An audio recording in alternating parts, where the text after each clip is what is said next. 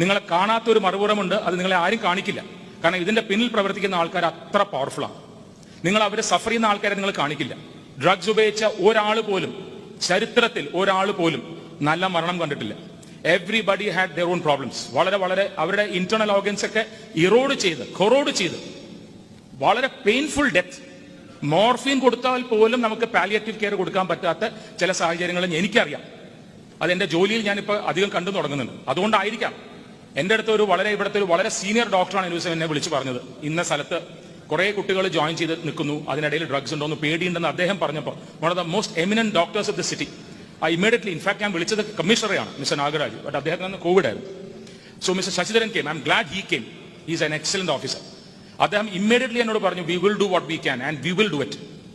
Immediate crack down തുടങ്ങി. ഞങ്ങൾ drug പെഡ്ലേഴ്സിനെയാണ് ആദ്യം നോക്കിയത്, കുട്ടികളെ മാത്രമല്ല.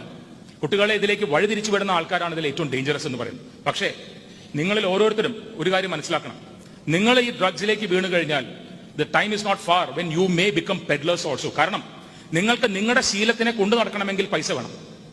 ആൺകുട്ടികളും പെൺകുട്ടികളും അവർ ചെയ്യാൻ പറ്റാത്ത പല കാര്യങ്ങളും അവർ ചെയ്യാൻ തയ്യാറാവും. കാരണം their brain is not in their command. യാതൊരു കൺട്രോളും ഇല്ലാത്ത സൈഡിലേക്ക് ആ ബ്രെയിൻ പോകും. അവർക്ക് ഒരൊറ്റ കാര്യമേ വേണ്ടൂ, എനിക്കൊന്ന് പുകയ്ക്കണം, എനിക്കൊന്ന് ഇഞ്ചക്ഷൻ ചെയ്യണം.